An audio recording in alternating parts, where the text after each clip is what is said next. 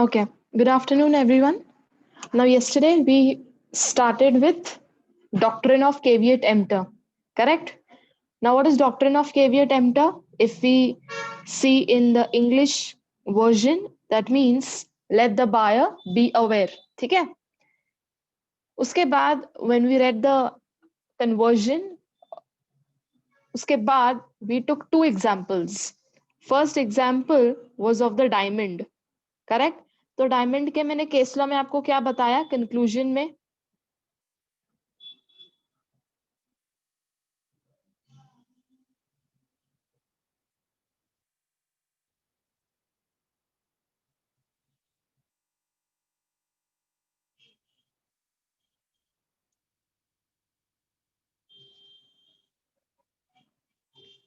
Yeah.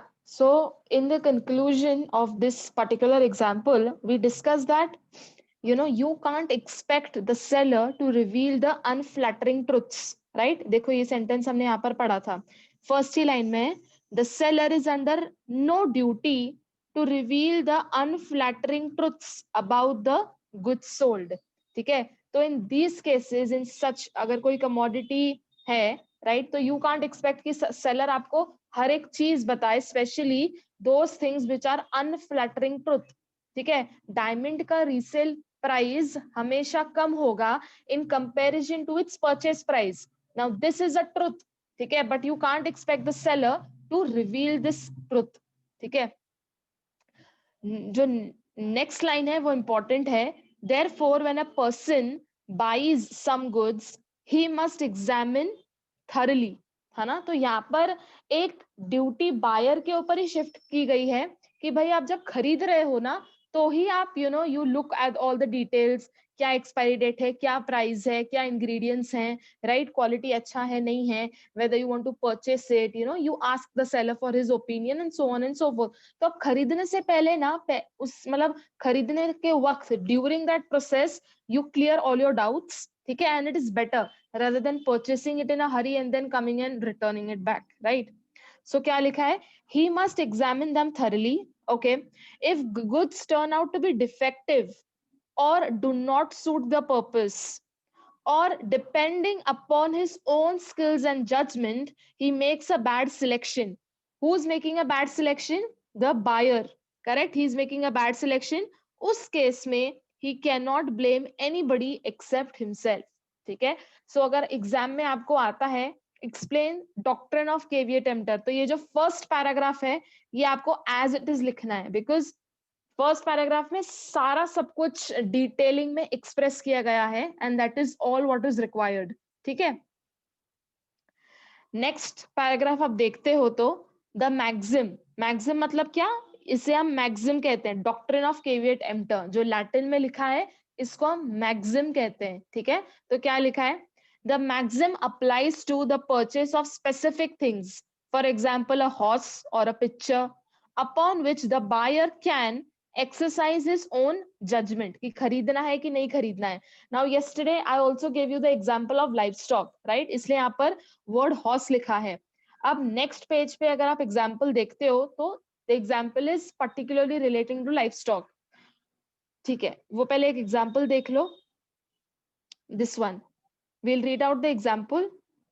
Pigs were sold subject to all the faults and the seller knew that the pigs were suffering from swine flu. तो यहाँ पर क्या लिखा है?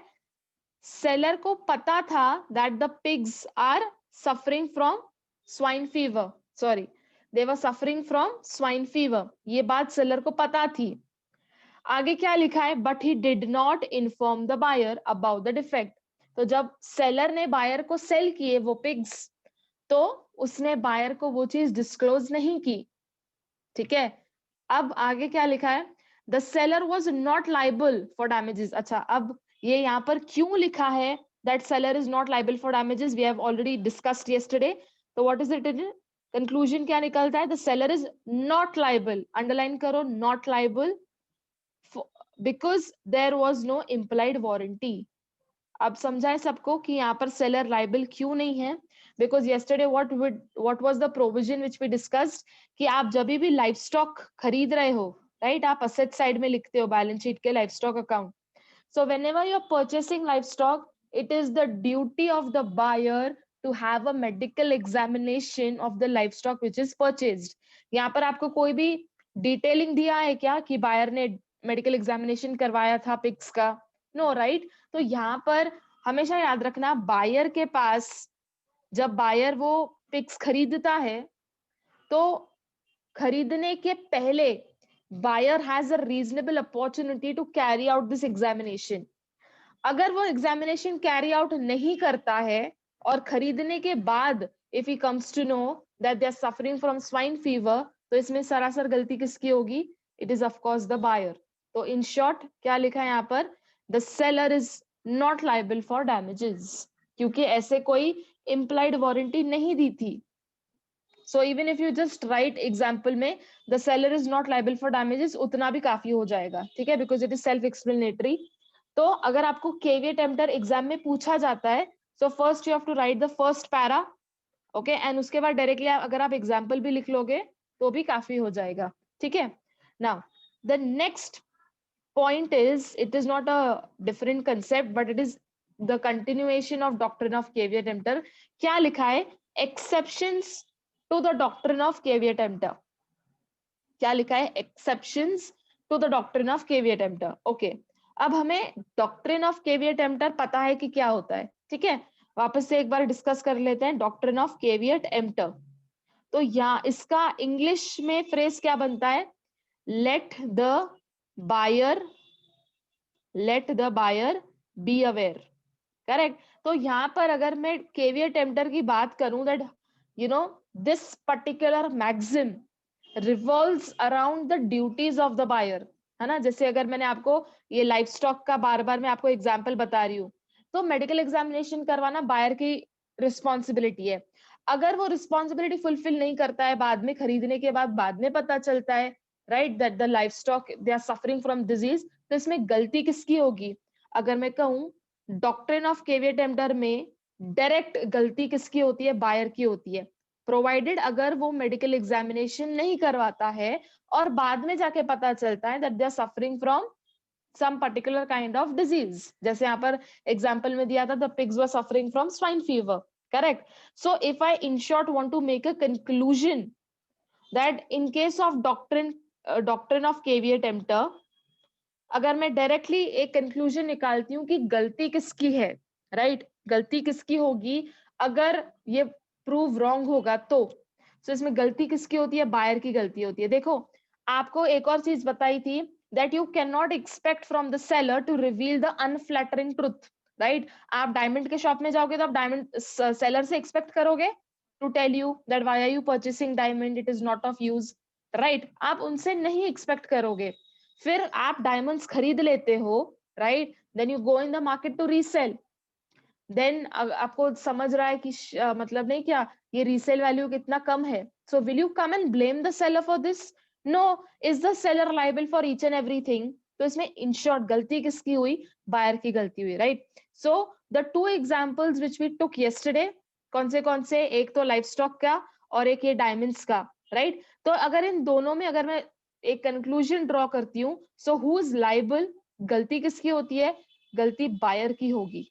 किसकी गलती होगी? बायर की गलती होगी. अच्छा, गलती होने से पहले अगर लाइफ स्टॉक में if they are suffering from disease, फिर बाद में पता चलता है, तो क्या वो आके सेलर को ब्लेम कर सकता है? नहीं. उस केस में गलती किसकी होगी? बायर. तो इसलिए मैं आपको डायरेक्टली सेंटेंस फ्रेम करके बता रही हूँ कि इन दोनों में गलती किसकी होती है? बायर की होती है. ठीक है, प्रोवाइडेड अगर ये जो मैं सेंटेंसेस अटैच कर रही हूँ, कौन से सेंटेंसेस?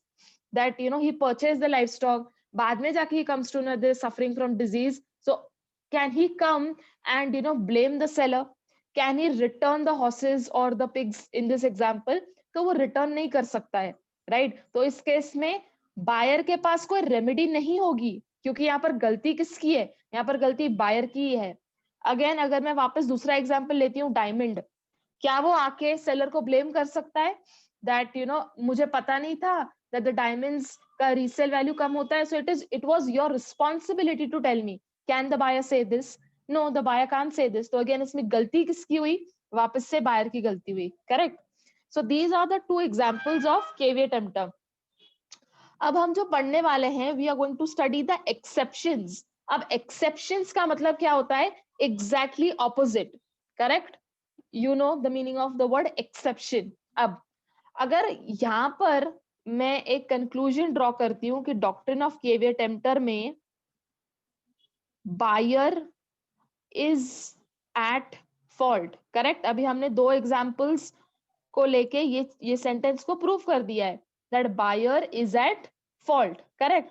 अब हम पढ़ने क्या वाले हैं? अब हम एक्सेप्शंस पढ़ने वाले हैं ये डॉक्ट्रिन के।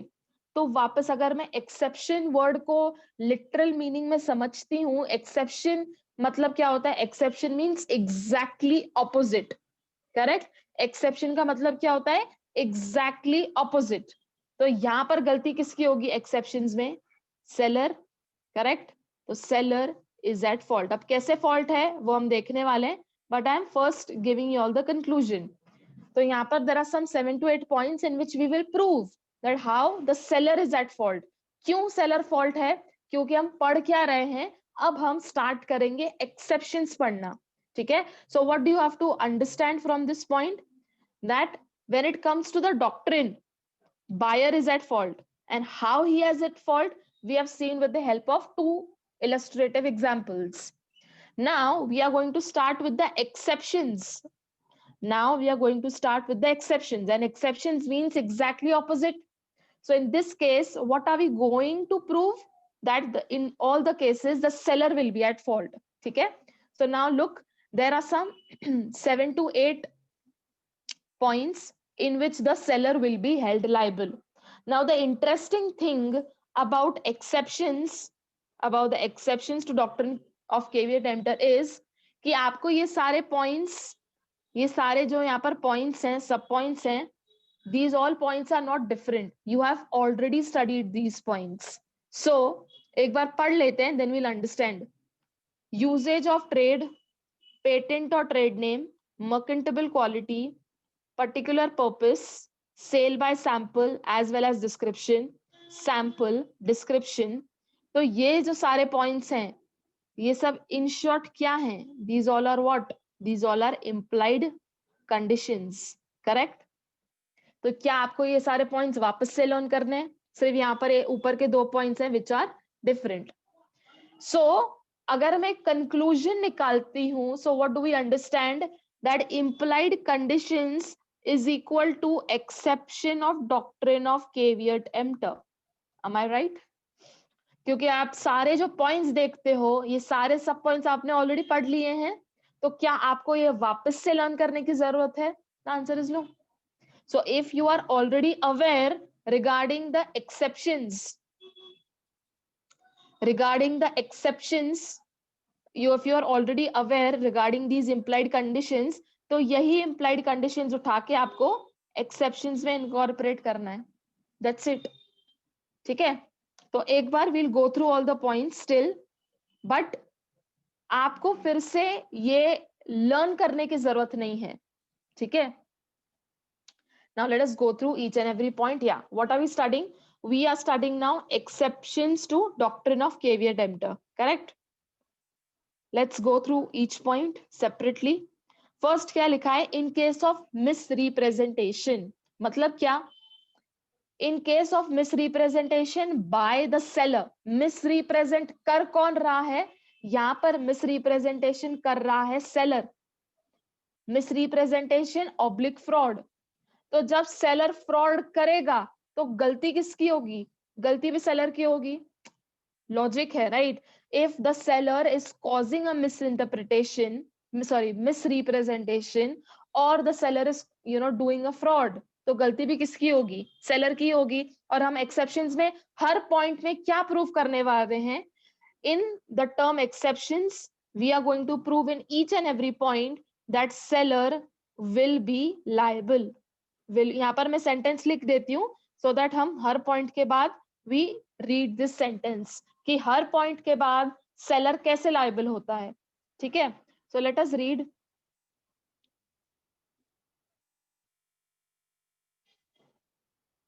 ओके, सो फर्स्ट पॉइंट का देखो content. This is where the seller makes a misrepresentation और fraud and the buyer relies on that representation. ये इंपॉर्टेंट है, वो मिस रिप्रेजेंटेशन कर तो रहा है पर बायर भी उसके ऊपर बिलीव करता है, ये इंपॉर्टेंट है. तो अगर मैं आपको कहती हूं that I am selling you this pen is useful for 10 uses, है ना, मैंने आपको ऐसे बता दिया, तो यहाँ पर आई एम मैं फेक बन रही हूँ. मैं आपके सामने जो प्रोडक्ट के अंदर अवेलेबल फीचर्स नहीं है मैं आपको वो भी बता रही हूँ. And you rely on me, आप डिपेंड होते हो मुझ पर, आप बिलीव करते हो.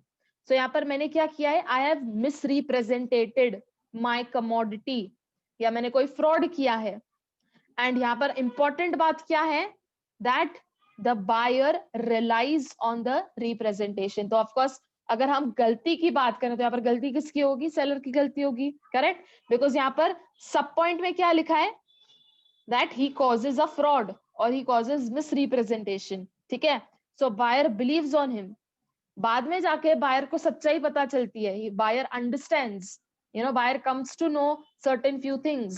So in this case, who's liable? The seller will be held liable. Correct. Next point देखो. In case of concealment of latent defects, have you read this word latent defects? Latent का मतलब क्या होता है, hidden defects. Hidden. पढ़ो. This is where the seller knowingly, ये important word है, knowingly hides a defect which would not be discovered on a reasonable examination. मतलब क्या, आपको याद है हमने एग्जाम्पल लिया था that I go in a shop and I purchase rice. So there is a bag of rice which is kept over there and I pick up a handful of rice. ठीक है, तो दिखने में एकदम proper है, they are white, good quality, texture वगैरह. तो दिखने पर मुझे पता नहीं चल रहे थे that whether this rice will be good or not when I'll start cooking. पर ये चीज सेलर को ऑलरेडी पता थी that this rice is not used for cooking. तो उसने फिर भी मुझसे ये बात छुपाई. क्या लिखा है, the seller knowingly hides the fact, मतलब उसे पता है that this rice is not useful for cooking. तो उसने क्या किया, उसने छुपाया, he hides a defect which would not be discoverable on a reasonable examination. मतलब मैं जब देख रही हूँ चावल को अपने हाथ में तो मुझे पता तो नहीं चलेगा ना that इसको फाइनली हम कुक कर सकते हैं कि नहीं. Max to max, what are the points which I will come to know, that they are white in color, the grains are long enough or they are short or whatever it is. ठीक है, या फिर break तो नहीं हो रहे हैं चावल, है ना, then I will smell it. So these are the basic things which I'll come to know. But अगर उसके अंदर कोई हिडन डिफेक्ट है, अगर उसके अंदर कोई हिडन डिफेक्ट है तो वो मुझे पता चलेगा क्या, no, that I will not come to know, right. अब वो कब पता चलेगा, when I will go home and I will cook that rice. But इस चीज के बारे में सेलर को ऑलरेडी पता था. देखो क्या लिखा है, seller hides the defect, the seller knowingly, वो भी the seller knowingly hides the defect. तो उस केस में गलती भी किसकी होगी, सेलर की ही होगी, because he hides the defect. मैं तो चावल खरीद लूंगी, घर पे जाके व्हेन आई विल कुक वो बनते ही नहीं है, बन ही नहीं रहे हैं. what will I do as a buyer? I will go and return it to the seller. Correct. तो सेलर को वो गुड्स, वो राइस मुझसे लेने पड़ेंगे और मुझे रिफंड लेना पड़ेगा. ठीक है, तो अगेन गलती किसकी थी यहाँ पर, who will be liable, the seller will be held liable. ठीक है, so this is point number 2. Now सिर्फ ये फर्स्ट 2 पॉइंट्स हैं which are new, rest all are implied conditions. Next point देखो, in case of sale by description क्या लिखा है, this is where goods are sold by description and goods supplied by the seller do not correspond to that description. मतलब क्या, मैंने seller को phone करके बोल दिया that I want bell peppers which are green in color, but he sends me bell peppers which are red and yellow in color. तो मैंने describe कौन सा कलर किया था, I told him that I need green colour, right. But मेरे घर पर क्या डिलीवर कर देता है वो, ही सेंड्स रेड, ओके, और yellow colour, whatever it is, he sends the other 2 colours for which I asked for. तो यहाँ पर मैंने जो उसे डिस्क्रिप्शन दिया है और वो जो उसने गुड्स मेरे घर पे भेजे हैं, क्या डू दे मैच, नो. तो क्या लिखा है कि जो मैंने उसे डिस्क्रिप्शन दिया और जो एक्चुअल क्वांटिटी डिलीवर होती है, दे डू नॉट करस्पॉन्ड. देखो यहाँ पर भी लिखा है these two things do not correspond according to description. मैंने डिस्क्रिप्शन मैंने ग्रीन कलर दिया था, घर पर डिलीवर होता है रेड और येलो, ठीक है, तो क्या ये डिस्क्रिप्शन से मैच कर रहा है? नहीं. I was clear as a buyer, तो इसमें अगर गलती किसकी होती है? The seller will be held liable. क्या मैं वो बेल पेपर्स एक्सेप्ट करूंगी? No, I will send it back to the seller. Seller क्या करेगा? सेलर लेके रिफंड दे देगा मुझे वापस, राइट? तो अगर ऐसे कोई कमोडिटीज हैं जिसका डिस्क्रिप्शन मैंने एग्जैक्टली दे दिया है उन्हें, but still they do not send me the commodities as per my description, so here who's liable again? The seller will be held liable. Correct. Next point देखो, as per sample, ये भी हमने already point पढ़ा है. This is where goods are sold by sample and the goods which are supplied do not correspond with sample. मतलब क्या? मैंने shop में हैंडफुल अमाउंट ऑफ राइस उठा के देखा, that particular sample I was liking, then I told them to pack me 5 kgs of rice. So the 5 kgs of rice which they have packed for me and the sample which I had seen, they do not correspond. तो यहाँ पर मैंने उन्हें बता दिया कि मुझे ऐसे ही सैंपल के 5 kgs of rice पैक कर दो, तो मैंने उन्हें सैंपल बताया है, but still they do not understand maybe or whatever the reason is. So the goods, the 5 kgs of rice which they give it to me, that do not correspond with the sample. तो again इसमें गलती किसकी होती है? Seller की गलती होगी. Correct, because buyer तो हर केस में क्लियर है, बायर तो उसे क्लियरली बता रहा है, ठीक है, that I need this, I need that, but seller is not able to sell as per the description or as per the sample. So again in all these cases who will be liable? The seller will be held liable. So understand after each and every point which is the point which we are clarifying or proving that in all these cases the seller will be held liable. ठीक है, next point देखो. अब next point तो इसका combination है. आपको याद है हमने एक ऑलिव ऑयल का डिस्कस किया था, olive oil, that olive oil मैंने उन्हें कहा था to sell it to me. So that particular olive oil was as per sample, but वो ऑलिव ऑयल के अंदर मस्टर्ड ऑयल भी मिक्स्ड था, राइट? सो वो सैंपल के अकॉर्डिंग था, तो यहाँ पर मैं टिक मार्क करती हूँ, but it was not as per description. तो अगेन वापस से गलती किसकी होगी? सेलर की गलती होगी, right? We have already seen this example. आप इम्प्लाइड कंडीशंस में जाके थर्ड या फोर्थ पॉइंट में पढ़ना, इनके implied condition as to sample as well as description. उसमें ये वाला एग्जांपल था that I ordered this olive oil. The olive oil was according to sample, but it was not according to description, because वो olive oil के अंदर कुछ mustard oil भी mixed था, right? So again there is a breach and the seller will be held liable, right? Next point देखो, in case of fitness for a particular purpose, ये important है. Let us read this out. This is where the seller is a dealer of the type of goods sold by him and the buyer has disclosed the purpose. ये important है.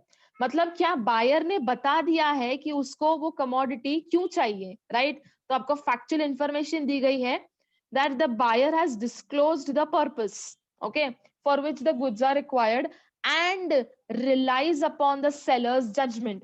देखो बहुत बार ऐसा होता है कि हम सेलर को बता देते हैं कि हमको कौन सी कमोडिटी चाहिए और वो कमोडिटी क्यों चाहिए, ठीक है, उसके बावजूद भी we depend upon the seller कि भाई आपके हिसाब से कौन सी खरीदनी चाहिए, right? We often ask the shopkeepers that according to you which is of more quality, या कस्टमर्स कौन सी कमोडिटी ज्यादा प्रेफर करते हैं, राइट? तो इस केस में हम कर क्या रहे हैं?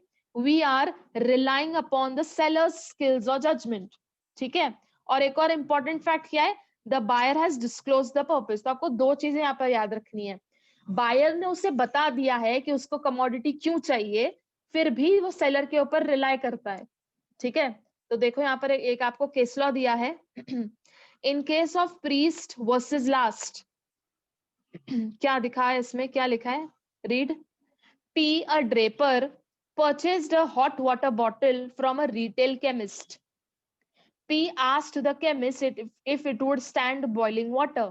The chemist told him that the bottle was meant to hold hot water. ठीक है, तो अब यहाँ पर बायर खरीद क्या रहा है? Buyer is purchasing hot water bag, hot water bottle, sorry, right? Buyer is purchasing hot water bottle, और उसने सेलर को ये पूछा भी कि ये जो बॉटल आप मुझे सेल कर रहे हो, ये हॉट वाटर स्टैंड तो करेगी ना? लाइक स्टैंड मतलब क्या? Will it hold hot water? तो फिर सेलर ने उसे क्या कहा? That this bottle was in fact meant to hold hot water. तो सेलर ने उसे क्या कहा कि ये बॉटल का काम ही है कि वो हॉट वाटर को होल्ड करे। ठीक है, अब आगे देखो क्या हुआ। The bottle burst when the water was poured into it and injured his wife, right? तो देखो इस केस में इनिशियली क्या हुआ है, कौन से फैक्ट्स आपको बताए हैं? फर्स्टली बायर ने डिस्क्रिप्शन दे दिया है कि उसको कौन सा कमोडिटी चाहिए। तो बायर को क्या चाहिए था? Buyer needed a hot water bottle, तो उसने सेलर को ये चीज कह दी। उसके बाद उसने सेलर को एक और पर्पस भी बता दिया, दैट विल इट होल्ड। उसने एक क्वेश्चन के फॉर्म में पूछा था सेलर को कि क्या ये बॉटल के अंदर हॉट वाटर स्टैंड करेगा? फिर सेलर ने भी उसे क्या कहा? That in fact this bottle was rather meant to hold hot water. ठीक है, तो मतलब दोनों पार्टीज के इंटेंशंस क्लियर थे। Even the seller agreed, even the buyer gave the consent, but उसके बावजूद the bottle burst and injured his wife. आगे पढ़ो क्या लिखा है। It was held that the chemist shall be liable. Chemist मतलब कौन? Seller, right? तो seller shall be liable to पे damages to P as he knew that the bottle was purchased for the purpose of being used as a hot water bottle। मतलब यहाँ पर seller liable होगा। क्यों liable होगा? क्योंकि seller को पता था that why is buyer purchasing the hot water bottle। तो even the seller was aware regarding the purpose that why the buyer is purchasing this particular hot water bottle। ठीक है, अच्छा यहाँ पर एक इसके नेक्स्ट पैराग्राफ में एक प्रोविजन दिया है। You have already studied this but still we'll read out. Where a article can be used for only one purpose, the buyer need not tell the seller the purpose. आपको याद है example milk वाला? अब milk आप क्यों खरीदते हो? Consume करने के लिए। मिल्क का कोई और पर्पस है क्या? नहीं। तो this milk is a commodity which is used which has only one particular purpose. तो उसमें आपको क्या दिया है? The buyer need not tell the seller. मतलब आप जब मिल्क खरीदने जाते हो, क्या आप शॉपकीपर को पूछते हो कि भाई ये मिल्क हम पी तो सकते हैं ना? Do you ask such questions? No, right? तो इसलिए आपको क्या क्लियरिफाई करके दिया है कि कोई अगर ऐसी कमोडिटी है जिसका एक ही पर्पस है, उस केस में the buyer need not tell the seller the purpose. ठीक है, बट आगे क्या लिया है? But where the article can be used for number of purposes. Now do you remember the example of blue coloured cloth, right? अब blue coloured cloth के तो बहुत सारे पर्पसेस हो सकते हैं। उसका यूनिफॉर्म बन सकता है, उसके कैप्स बन सकते हैं, शू का सोल बन सकता है, बेडशीट्स, कर्टन्स, कवर्स वगैरह। तो ये जो क्लॉथ है उसके मल्टी पर्पसेस हैं। तो देखो क्या लिखा है, where the article can be used for number of purposes, the buyer should tell the seller the purpose for which he requires the goods। ठीक है, तो यहाँ पर if he wants to make the seller responsible। now if you analyze this sentence into this particular example, यहाँ पर buyer ने seller को बताया था, राइट, कि उसको हॉट वाटर बॉटल क्यों चाहिए। तो यहाँ पर उसने अपना पर्पस स्पेसिफाई करके एक्सप्रेस करके बता दिया था। तो when you express your purpose to the seller and even after that the commodity is not useful and if it causes injury, the seller will be held liable। तो यहाँ पर भी क्या लिखा है कि बायर को पर्पस बताना है सेलर को if he wants to make the seller responsible। तो ये जो हमने अभी एग्जांपल पढ़ा हॉट वाटर बॉटल का, उसमें लास्ट में who is responsible, who is held liable, the seller, who is the chemist, correct? तो इन शॉर्ट क्या आपको दो तीन चीजें लर्न करनी है। I just right it down. तो यहां पर मैं लिखती हूँ goods, okay, 1 second, I will write your purpose, okay. कोई अगर ऐसी कमोडिटी है जिसका सिर्फ एक ही पर्पस है, मैं पहले लिख लेती हूँ फिर आप लिखना। Where there is only one purpose, तो क्या आपको सेलर को बताना है कि आप क्यों खरीद रहे हो? नो, एग्जाम्पल लिख लो मिल्क,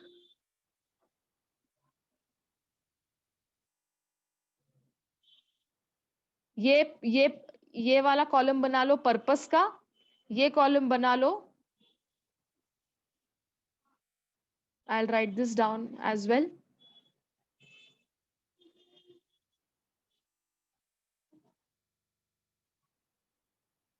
लिख लो डिस्क्लोज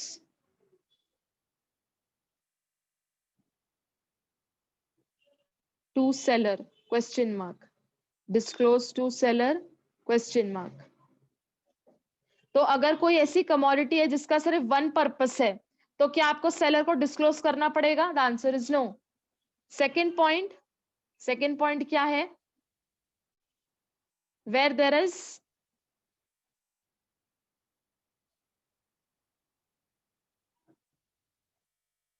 टू पर्पसेस और मोर, तो उस केस में क्या आपको सेलर को बताना है? The answer is yes.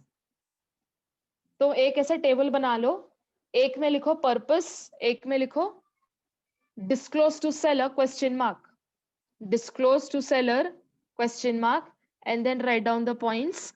अगर सिर्फ एक ही पर्पस है, फॉर एग्जाम्पल मिल्क, तो क्या आपको पर्पस बताना है सेलर को? The answer is no. But अगर कोई ऐसी कमोडिटी है जिसके दो या दो से ज्यादा पर्पसेस हैं, तो क्या आपको सेलर को बताना पड़ेगा why are you purchasing it? The answer is yes. Write this down, ये आपको आगे केस लॉज में बड़ा काम आएगा। Provision regarding that, if you want to make the seller liable in the future, make sure that you have disclosed your purpose। ठीक है, इसलिए यहाँ पर लास्ट लाइन में क्या लिखा है कि the buyer should tell the seller the purpose for which he requires the goods if he wants to make the seller responsible। तो आप एज अ बायर आप अपने सारे ड्यूटीज फुलफिल कर लो, आप उसको डिस्क्लोज कर लो that why you need the commodity. बाद में जाके अगर कुछ प्रॉब्लम आती भी है, so at least you can blame the seller, at least you can held the seller responsible. ठीक है, तो ऐसा ना हो कि बायर ने भी पर्पस नहीं बताया, फिर बाद में आके he is only blaming the seller, वो नहीं चलेगा। So first you have to specify your purpose if you want to make the seller liable in future in any other case. ठीक है, so this was this point। next point देखो, again ये भी repetitive है। in case of mercantile quality, what is the meaning of mercantility? commercially saleable, right? We have already seen this। okay, this is where goods are bought by description from the seller who deals in those goods, whether he is a manufacturer or a producer or not। there is a implied condition that goods should be of mercantile quality। मतलब आप जब shopkeeper से seller से goods लेते हो, है ना, और वो सेलर वही गुड्स में हमेशा डील करता है, तो आपका एक अजम्पशन क्या होता है कि वो गुड्स ना मर्केंटेबल क्वालिटी के होंगे। What is merchantable quality? Saleable, commercially saleable. इसका अगर आप एग्जांपल आप याद करें, हमने ऑलरेडी लिया था फ्रिज वाला ना। फ्रिज का बेसिक पर्पस क्या होता है? कूलिंग प्रोवाइड करना, राइट? अब अगर आपने फ्रिज जाके सिलेक्ट कर ली सेलर के दुकान पे, और सेलर आपको कहता है we will sell it to you, we will send it to your place after 2 working days. अब 2 वर्किंग डेज के अंदर वो फ्रिज आ जाती है, but the fridge is not giving you the cooling. तो आप फ्रिज का करोगे तो क्या करोगे, right? You will not keep the fridge in your kitchen just for show piece, just for storage purposes, है ना। बेसिक ऑब्जेक्टिव क्या होता है? That the fridge will give you the required cooling, the required temperature which is needed. But अगर वो वही provide नहीं कर रहा है, तो वो कमोडिटी का रख के करोगे क्या? सो अगर ऐसी कोई कमोडिटी है जिसका बेसिक पर्पस ही फुलफिल नहीं हो रहा है, फॉर एग्जाम्पल अवन, अवन का हीटिंग पर्पस है, राइट? या फ्रिज का कूलिंग पर्पस है, whatever the respective purposes are, तो अगर वो वही प्रोवाइड नहीं कर रहे हैं, तो ऐसे गुड्स को क्या बोलोगे? That they are not of merchantable quality. ठीक है, और जब वो मर्केंटेबल क्वालिटी के नहीं होते हैं, तो अगेन फिर वापस से गलती किसकी होगी? सेलर की गलती होगी, राइट? नेक्स्ट पॉइंट देखो, in case of sale under a patent or a trade name. Now अब यहाँ पर एक कंफ्यूजन अराइज होता है। नाउ द बेसिक कंफ्यूजन क्या है? हमने इम्प्लाइड कंडीशंस में क्या पढ़ा था? Now if you remember this example, Peter England, है ना, दिस इज अ ब्रांड, है ना, ये ऐसे बहुत सारे आईफोन, ये एप्पल, है ना, ये बहुत सारे ऐसे ब्रांड्स हैं। तो अगर मैं सेलर से जाके पर्टिकुलर ब्रांड का कमोडिटी लेके आती हूँ, है ना, अब सेलर ने मुझे फोर्स तो नहीं किया कि नहीं आपको खरीदना है तो आपको यही खरीदना है, right? I went and purchased it because I wanted to out of my own will. तो यहाँ पर अगर पीटर इंग्लैंड की जो शर्ट है अगर वो अच्छी नहीं निकलती है, so can I go and blame the seller? ये हमने पढ़ा था, क्या पढ़ा था इम्प्लाइड कंडीशंस में, कि हम सेलर को जाके रिस्पॉन्सिबल नहीं समझेंगे, नहीं मानेंगे, क्योंकि उसकी गलती नहीं है। I fell for branded goods, I wanted branded goods, तो उस केस में the seller will not be liable. अब डाउट क्या आता है कि हम ये सारे पॉइंट्स में प्रूफ क्या कर रहे हैं कि सेलर कैसे लायबल होगा, करेक्ट? तो now first read the point and then will understand the difference. देखो, in case of contract of sale of a specified article under its patent or trade name, there is no implied condition that goods shall be reasonably fit for a particular purpose. Okay. अब यहां पर ना एक line missing है, आप वो लिख लो। Maybe you don't have the notes, write down. अब ये फुल स्टॉप के बाद आपको लिखना है, I dictate you what you have to write. Just give me 1 minute. या तो वो फुल स्टॉप हो गया, उसके बाद आप कंटिन्यू करो। But still you write down, I am dictating, but still if the buyer relies, basically आपको ये वाला लाइन लिखना है, but still if the buyer relies on the seller's skills and judgment and makes known to the seller that he so relies on him. So you have to just copy down the statement after that full stop. तो लिखो, but still if the buyer relies, but still if the buyer relies on the seller's skills and judgment, मतलब क्या, आप branded goods खरीद रहे हो, no doubt you are purchasing branded goods, right? But एक और चीज ना एडिशन में क्या दी है, ब्रांडेड गुड्स खरीदने के बावजूद आप सेलर के जजमेंट पर रिलाई करते हो और आप उसे बताते भी हो that I am relying on you. देखो क्या लिखा है, but still the buyer relies on the seller's skills and judgment and makes known to the seller, मतलब वो सेलर को बताता है that I am relying on you and makes known to the seller that he so relies on him. तो seller को बताने के बावजूद that you know whatever in the end you will suggest me, I will purchase that only. तो अब वो जो suggest करता है अगर आप वही खरीदते हो और बाद में जाके वो डिफेक्टिव निकलता है, तो इसमें you can blame the seller. तो अगेन वापस से, even in this point we have proven that how the seller is held liable. ठीक है, तो ये पेटेंट वाले इसमें बहुत बार कंफ्यूजन आता है। कंफ्यूजन क्या आता है कि पेटेंट आर्टिकल हमने क्यों खरीदा था, बिकॉज ऑफ शो ऑफ, है ना, मुझे शो ऑफ करना था that I purchase articles only which are branded, है ना। बट अगर I am telling the seller that I am relying on your skills and judgement, okay, उस केस में अगर बाद में जाके वो प्रोडक्ट डिफेक्टिव निकलता है, then I have a remedy and the seller will be held liable. Okay, so again even in this point it is proven that how seller is liable. In each and every point we have seen, अगर आपको चाहिए तो आप एक common point लिख लो सब में, in all these points the seller will be held liable. क्यों हम पढ़ रहे हैं, क्योंकि हम पढ़ क्या रहे थे, हम exceptions पढ़ रहे थे doctrine of caveat emptor के, right? So what do you have to write a common point, the seller will be held liable, the seller will be held liable in all these points. मतलब गलती किसकी होगी सब में, seller की गलती होगी, and hence we say that seller will be held liable.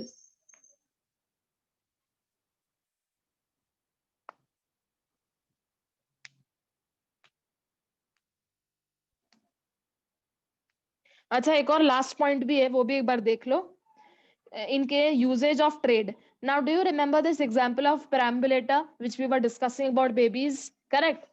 तो अब पेराम्बुलेटर का तो एक ही पर्पस है, और अभी हमने एक टेबल बना के देखा था कि जो गुड्स का सिर्फ एक ही पर्पस होता है, तो क्या आप सेलर को बताओगे why are you purchasing it? Will you tell the seller that you are purchasing a perambulator because of a baby, because you want to keep your baby safe in it and in a comfortable sitting arrangement? No, you will not tell him. Why? Because implied है ना कि आप खरीदी क्यों रहे हो, because of a baby. है ना, because you want to use it for the kid, right. तो उस केस में अगर वो पेराम्बुलेटर का जो कॉटन है या जो क्लॉथ है, if that is hurting the baby, if it is caused rashes on the skin or whatever it is, if it's not of good quality, then you can blame the seller. क्या लिखा है? An implied condition as to quality of fitness for a particular purpose should be may be annexed by the usage of trade. मतलब क्या? Simple सा example है पेराम्बुलेटर का, कि अगर सेलर एक पेराम्बुलेटर सेल कर रहा है तो उसका मेन पर्पस क्या होना चाहिए कि वो जो सिटिंग एरिया है that should be comfortable for the baby. मतलब आप जाके उनको पूछोगे नहीं कि ये कंफर्टेबल तो है ना, इसमें बेबी को तो हम बैठा सकते हैं ना, नहीं, इम्प्लाइड होनी चाहिए by the usages of trade. Perambulator का एक ही यूजेज है, राइट। अगर मैं मिल्क का भी एग्जांपल लेती हूँ, आप जब मिल्क खरीदने जाते हो, do you ask the seller that भाई इसके अंदर जर्म्स तो नहीं है ना, क्योंकि I want to consume it. You do not ask such questions. क्यों? Because the seller is already aware that why are you purchasing milk for consumption purposes. तो अब इसके अंदर germs होंगे तो he has to make sure that you know वो ऐसे कोई commodity रखे ही ना firstly अपने पास, और अगर है भी by chance so he does not sell it to you. ठीक है, तो हर चीज आपको जाके seller को पूछनी नहीं है, especially in those goods which have only one purpose. Okay तो इसमें एग्जाम्पल आप मिल्क का भी लिख सकते हो और you can also write the example of perambulator. तो बस लिख लो, मतलब do not explain it in detail but just write these words so that you can connect. क्योंकि कई बार क्या होता है ना, एग्जाम्पल समझ जाता है, कंटेंट समझने में थोड़ी दिक्कत आ जाती है, right. So if the example is clear then you will understand the content easily. Okay so here we complete with unit 2। The next page पे आपको समरी दी गई है, इन शॉर्ट आपको सारे पॉइंट्स बता दिए गए हैं, and here there are some important sections. Okay तो if you want you can learn the section numbers, कोई इंपॉर्टेंट नहीं है, नहीं भी लिखोगे एग्जाम में तो भी चलेगा, पर गलत नहीं लिखना है ना। तो वो पॉइंट वो कभी कभी हो जाता है कि just to show off that you have learn, गलत लिख के आते हो, है ना, तो that creates a bad impression. अगर आप सेक्शन नंबर्स राइट लिखते हो तो आपको एक्स्ट्रा मार्क्स नहीं मिलेंगे, पर अगर सेक्शन नंबर्स अगर आप रॉन्ग लिखते हो तो मार्क्स कटेंगे। ठीक है, so understand the difference. So if you are comfortable and if you know you are confident of yourself that you will be able to remember the numbers, then you can write, then you can learn. But अगर थोड़ा सा भी doubt है, learn मत करना, important नहीं है। ठीक है, ये इंपॉर्टेंट नहीं है कि आपको एग्जाम में सेक्शन नंबर कोट करना है, this is not at all important. Okay but if you right you will not get extra marks, but एक अटैच्ड एडवांटेज क्या हो जाएगा, that a good impression will be created, that's it. उसके अलावा और कुछ नहीं होगा, आपको कोई हाफ मार्क या 1 मार्क एक्स्ट्रा नहीं मिलेगा। ठीक है, so here we complete unit 2। Now on Saturday, the coming Saturday, आज सैटरडे है, on coming Saturday everybody please listen out, on coming Saturday you will have a test on unit 1 plus unit 2।